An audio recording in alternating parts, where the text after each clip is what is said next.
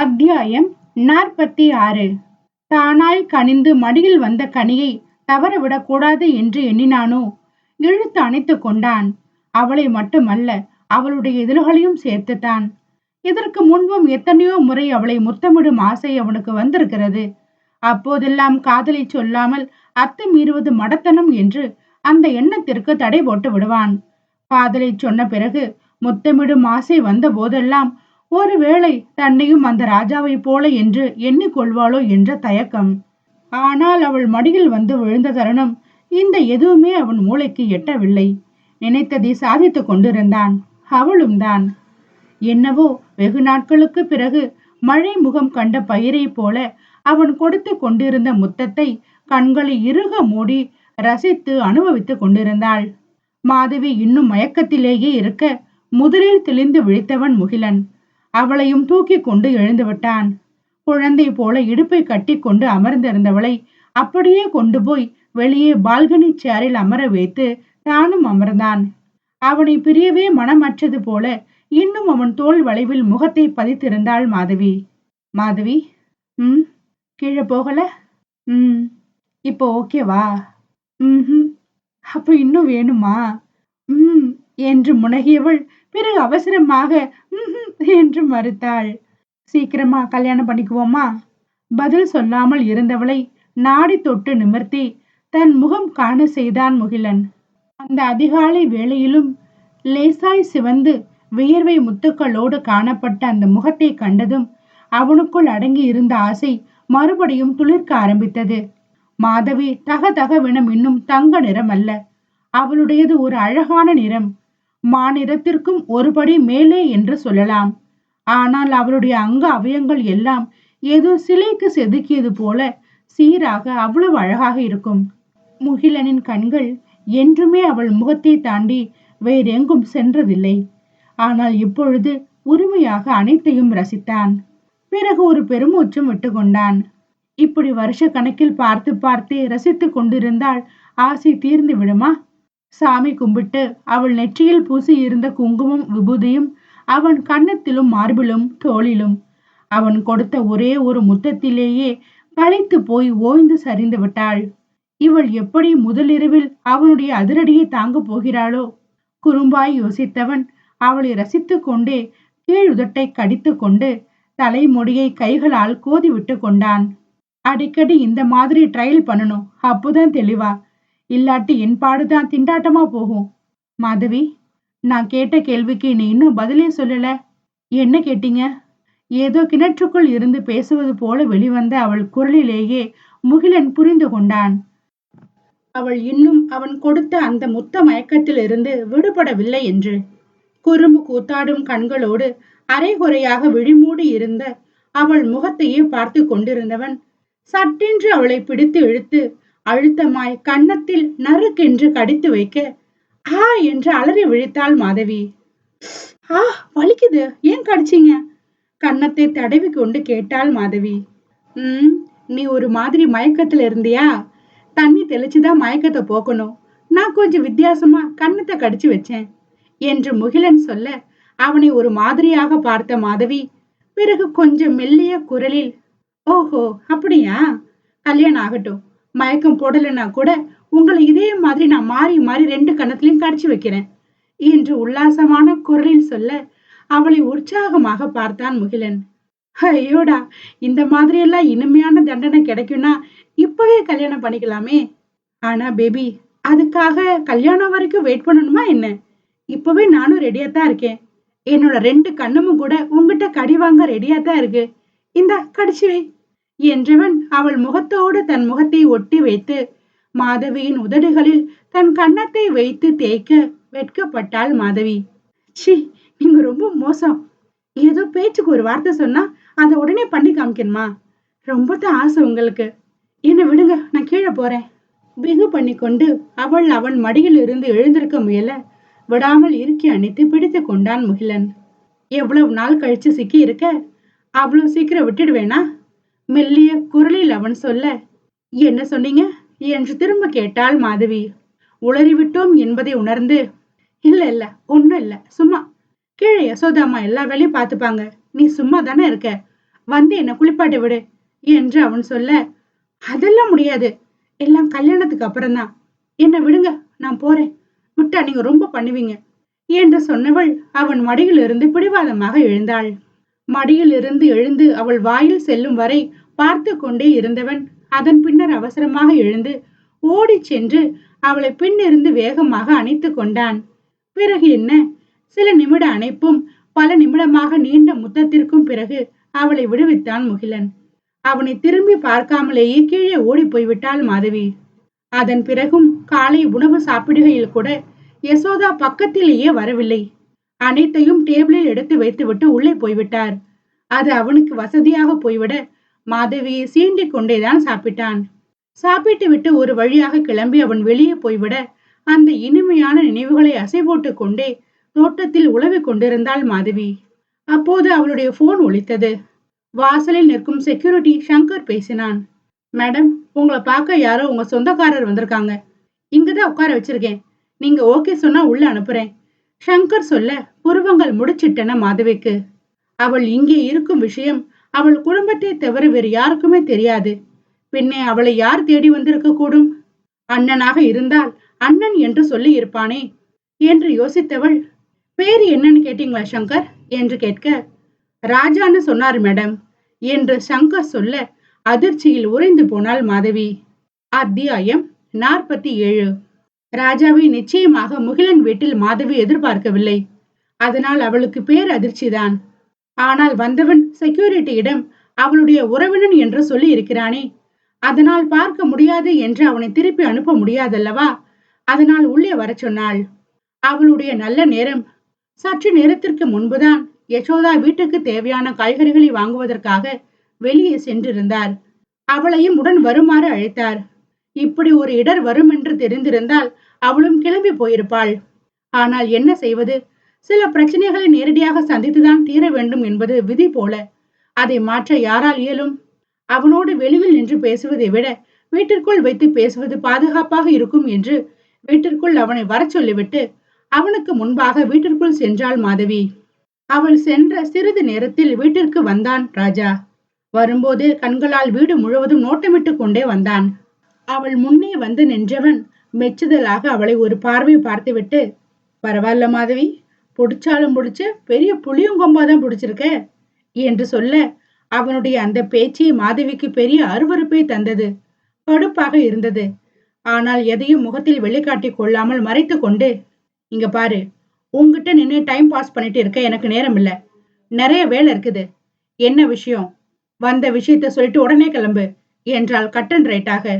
மேலிருந்து கீழாக அவளை ஒரு பார்வையை பார்த்தவன், பரவாயில்ல, டான்ஸ் மாஸ்டர் உன்னை நல்லா தான் ட்ரெயின் பண்ணி வச்சிருக்கான். சினிமாக்காரன் சொல்லியா கொடுக்கணும் என்று சொல்ல எரிச்சல் அடைந்தாள் மாதவி.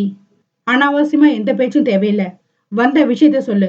அவள் பிடிவாதமாக அதிலேயே இருக்க, கொஞ்சம் கூட வெக்கமே இல்லாம ஒருத்தன் கூட நிச்சயம் பண்ணிட்டு இன்னொருத்தனை கல்யாணம் பண்ணிக்க ரெடி ஆயிட்ட. இதுல பெரிய பத்தினி மாதிரி சீன் வேற. நிச்சயம் ஆயிடுச்சே, நாம கட்டிக்க போற பொண்ணுதானேன்னு கட்டி பிடிச்சு ஒரே ஒரு கிஸ் தானே கொடுக்க வந்தேன். என்னமோ ரேப் பண்ண வந்த மாதிரி அப்படியே பயந்து ஓடுன.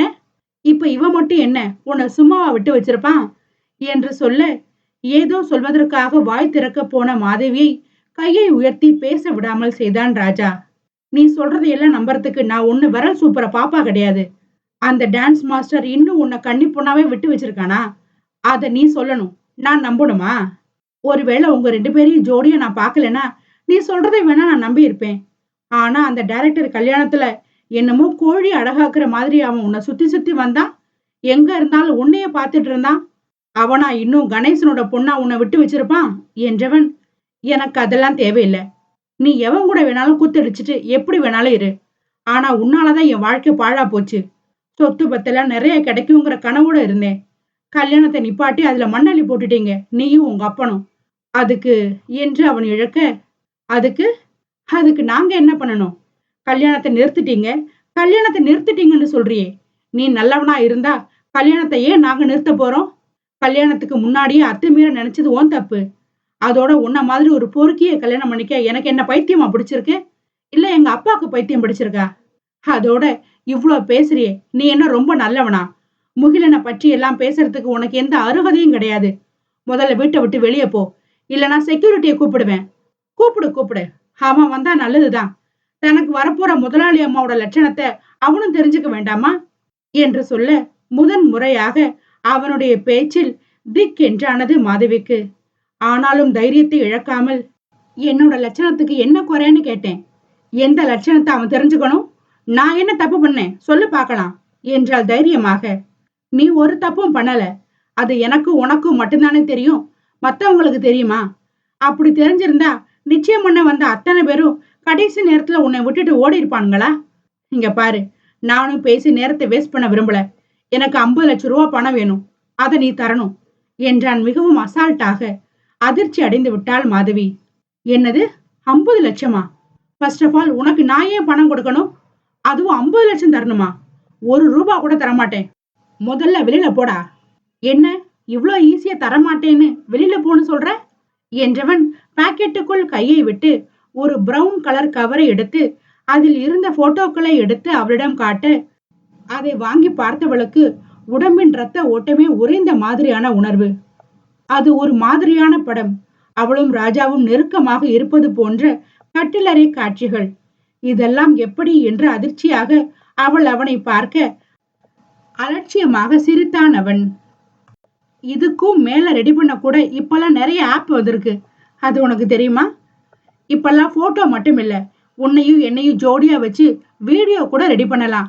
வெறுமனே வாயால சொன்னா இந்த சினிமாக்காரன் நம்ப மாட்டான்.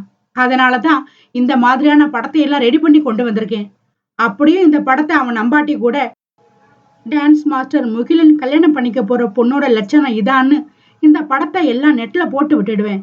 அதனால நீ என்ன பண்ற, 50 லட்சம் ரூபாய் பணத்தை ரெடி பண்ணி வை. இல்லைன்னு சொல்லாத, உங்ககிட்ட பணம் இருக்கும், எனக்கு நிச்சயமா தெரியும் என்றவன், அந்த போட்டோவுக்கு பின்னாடி என்னோட போன் நம்பர் இருக்கு, பணத்தை ரெடி பண்ணிட்டு எனக்கு போன் பண்ணு. அதாவது முகிலனுக்கும் உனக்கும் நல்லபடியா கல்யாணம் நடக்கணும்னா நான் கேட்ட பணத்தை என்கிட்ட தந்துட்டு இந்த போட்டோஸோட ஒரிஜினல் இருக்கிற பென் டிரைவை வாங்கிக்க. இல்ல எதை பத்தியும் எனக்கு கவலை இல்லைன்னு நீ சொன்னா உன் மானமும் உன்னை கட்டிக்கு போற அந்த சினிமாக்கார மானமும் சேர்ந்து இன்டர்நெட்ல உலகம் பூரா பறக்கும். அப்புறம் ஓ இஷ்டம் என்று மாதவியை எச்சரித்து விட்டு ராஜா சென்று விட, வெகு நேரம் அந்த போட்டோக்களை கையிலே பிடித்தபடி நின்று இருந்தவள் பிறகு உடம்பில் உள்ள சக்தி எல்லாம் மொத்தமாக வடிந்து விட்டது போல பக்கத்தில் கிடந்த சோஃபாவில் சரிந்து விழுந்தாள். அத்தியாயம் 48. அன்று இரவு சீக்கிரமாகவே வீட்டிற்கு வந்து விட்டான் முகிலன். நீண்ட இடைவெளிக்கு பிறகு வேலைக்கு போய்விட்டு வருகிறான். அதனால் அவனை அவனுடைய மாதவி வாசலிலேயே நின்று வரவேற்பாள் என்று ஒரு பெரும் எதிர்பார்ப்போடு வந்தவன் வாயிலில் மட்டுமல்ல வீட்டிற்குள்ளும் அவளை காணாது பெரும் ஏமாற்றம் அடைந்தான். இரவு சாப்பாட்டிற்கான வேலை அனைத்தையும் முடித்து வைத்துவிட்டு டிவி பார்த்து கொண்டிருந்தார் யசோதா. அவனுடைய தேடலை உணர்ந்து கொண்ட அந்த பெரியவர், ஐயா, மாதவிமா அப்பவே படுக்க போயிட்டாங்க என்று சொல்ல திகைத்து போய் மணியை பார்த்தான். மணி 9 தான் ஆகி இருந்தது. அதுக்குள்ளேயே படுக்க போயிட்டா? மணி 9 தானே ஆகுது, தலை வலிக்கிற மாதிரி இருக்குதுன்னு சொன்னாங்க ஐயா, அதனாலதான் போய் படுத்துட்டாங்க போல இருக்கு என்று விட்டு, உங்களுக்கு சாப்பாடு எடுத்து வைக்கட்டுமா என்று கேட்க, இல்ல இல்ல, நான் மாடிக்கு போய் ஃப்ரெஷ் ஆயிட்டு மாதவியை கூட்டிட்டு வரேன், நாங்க 2 பேரும் சேர்ந்து சாப்பிடுறோம் என்று சொல்லிவிட்டு மாடிக்கு போனான் முகிலன். மாடிக்கு சென்று அவன் அறைக்குள் நுழையும் வரை அவனை வெறுத்து பார்த்து கொண்டிருந்தார் யசோதா. இவனிடம் அந்த விஷயத்தை சொல்லவா வேண்டாமா என்று அவருக்குள் ஒரு பெரும் குழப்பம். காரணம், காலையில் அவர் காய் வாங்க கிளம்பி செல்லும் போது அன்றளர்ந்த தாமரை போல மலர்ச்சியாக இருந்த மாதவியின் முகம் அவர் காய் வாங்கிவிட்டு திரும்ப வரும்போது வாடி வதங்கி போயிருந்தது. எப்போதும் வெளியே வண்டி வந்து நிற்கும் சத்தம் கேட்ட உடனே ஓடி வந்து அவர் கையில் இருக்கும் காய்கறி பைகளில் ஒன்றை வாங்கி கொள்ளுவாள். இன்று அவர் உள்ளே வந்தது கூட தெரியாமல் அப்படியே ஆணி அடித்தது போல சோஃபாவிலேயே அமர்ந்திருந்தாள். அவர் கேட்ட ஒரு கேள்விக்கு கூட அவள் சரியாக பதில் சொல்லவில்லை. மதியம் சரியாக சாப்பிடவில்லை. சாயந்திரம் டீ ஸ்நாக்ஸ் எதையுமே எடுத்துக்கொள்ளவில்லை. எதையோ யோசித்து கொண்டு குழம்பி போய் அக்கவுண்ட் பார்க்கும் அறைக்குள்ளேயே முடங்கி கிடந்தாள். பிறகு 7 மணிக்கு வந்து தலை வலிப்பதாக சொல்லி தூங்க போய்விட்டாள். இதை முகிலனிடம் சொல்லி விடுவோமா என்று யசோதாவின் நாக்கு துருதுருத்தது. ஆனால் இப்போதுதான் வேலைக்கு சென்று களைத்து போய் வந்திருக்கிறான். உடனே சொல்லி கலவரப்படுத்த வேண்டாம். எப்படியும் அவளை பார்ப்பதற்கு போவான். ஒருவேளை அப்போது அவனே விசாரித்தாலும் விசாரிக்கலாம். மாதவியாக வாய் திறந்து சொல்லாவிட்டாலும் கூட மாதவியின் முகத்தை பார்த்தே அவளுடைய பிரச்சனையை அவன் கண்டுபிடித்து விடுவான். அதனால் வாயை மூடிக்கொண்டார். மாடிக்கு சென்று முகம் கை கால் கழுவி உடைமாற்றி கொண்டு வந்த முகிலன் நேராக மாதவியைத்தான் தேடி சென்றான். தலைவலி என்று சொல்லிவிட்டு படுக்க சென்றாளாமே. தூங்கிக் கொண்டிருந்தால் அவன் கதவை தட்டும் போது விழித்து கொள்ள மாட்டாளா? இன்னும் தலைவலி அதிகமாகிவிட்டால் என்ன செய்வது? யோசனையோடு கதவில் கையை வைக்க தட்டுவதற்கு வாய்ப்பே கொடுக்காமல் அது திறந்து கொண்டது. கதவை தாளிடாமலேயே படுத்திருந்தாள் மாதவி. சத்தம் செய்யாமல் நடந்து சென்று படுக்கை அறைக்குள் நுழைந்தான். படுக்கை அறை கதவையும் அவள் தாளிடவில்லை. இரவு விளக்கின் மெல்லிய ஒளியில் வரி வடிவமாக ஒரு கழித்து படுத்திருந்தாள் மாதவி.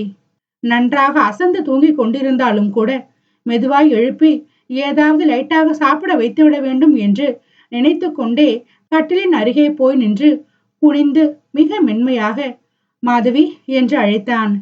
சத்தமில்லை. 2-3 முறை அழைத்து பார்த்தான். அவள் அசைய கூட இல்லை. லைட்டை போட்டுவிட்டு வந்து அவளது தோளை தொட்டு மறுபடியும் மாதவி என்று அழைக்க விழித்து கொண்டாள். அவனை அவ்வளவு அருகே கண்டதும் சடார் என்று எழுந்து அமர்ந்து விட்டாள். தலைவலிக்கு மாத்திரை ஏதாவது போட்டுக்கிட்டியா மாதவி? என்றாள் சுரத்தே இல்லாமல். அது கூட பரவாயில்லை. ஆனால் நிமிர்ந்து முகிலன் முகத்தை கூட அவள் பார்க்கவில்லை. சரி வா, கொஞ்சமாக சாப்பிட்டு வந்து தைலம் தடவிட்டு படுத்துக்கோ, சரியாயிடும். இல்ல, எனக்கு வேண்டாம், பசிக்கல, நீங்க போய் சாப்பிடுங்க சொல்லிவிட்டு அவள் மறுபடியும் படுக்க போக படுக்க விடாமல் அவளை தாங்கி பிடித்து கொண்டான் முகிலன். வெறும் வயிற்றுல படுத்தா எப்படி தூக்கம் வரும்? தலைவலின்னு வேற சொல்ற. வா, கொஞ்சமா சாப்பிடு. இல்ல, எனக்கு வேண்டாம் என்று அவள் மறுக்க யசோதாவுக்கு போன் செய்து அவளுடைய அறைக்கே உணவை கொண்டு வர சொன்னான் முகிலன். யசோதா அவளுக்கு மட்டுமின்றி அவர்கள் இருவருக்குமான உணவையும் சேர்த்து அறைக்கு கொண்டு வந்து விட்டார். அவள் வேண்டாம் என்று மறுக்க மறுக்க தானும் சாப்பிட்டு கொண்டே அவளையும் சாப்பிட வைத்தான் முகிலன். சாப்பிடாவிட்டால் விடவே மாட்டான் என்பதை உணர்ந்து அவளும் முரட்டடியாக மறுக்காமல் அவர் கொண்டு வந்த உணவு முழுவதையும் சாப்பிட்டு விட்டாள். சாப்பிட வைத்து மறக்காமல் தலைவலி தைலம் தடவி நெற்றிக்கு மசாஜ் பண்ணிவிட்டு அதன் பிறகு வெளியே சென்றான் முகிலன். அது வரைக்கும் இதோ இதோ என்று துடித்து கொண்டிருந்த கண்ணீர் கண்களை தாண்டி வெளியே குதித்து விட்டது மாதவிக்கு. ஒரு பொல்லாதவனின் மிரட்டலுக்கு பயந்து இந்த அன்பையும் அக்கறையையும் எப்படி உதறிவிட்டு போவது? அவள் இன்றி அவன் தவித்து போவான். ஆனால் அவன் இன்றி அவள் செத்து விடுவாளே. படுக்கையிலேயே கிடந்து ஓசையின்றி கண்ணீர் விட்டு கொண்டிருந்தாள் மாதவி. முகிலனிடம் ராஜா வந்த விஷயத்தை சொல்வதற்கு ஒரு மாதிரியாக இருந்தது மாதவிக்கு. அவன் சொன்ன விஷயங்களை கூட கூச்சம் இல்லாமல் அவனிடம் சொல்லிவிடலாம். ஆனால் அவன் தன் கையில் கொடுத்து விட்டு போன அந்த ஆபாச படங்களை எப்படி அவனிடம் காட்டுவது? என்னதான் உண்மை இல்லை, கம்ப்யூட்டர் மூலமாக ஜோடிக்கப்பட்ட காட்சிகள் என்றாலும் அவை அருவருக்கத்தக்க காட்சிகள் அல்லவா?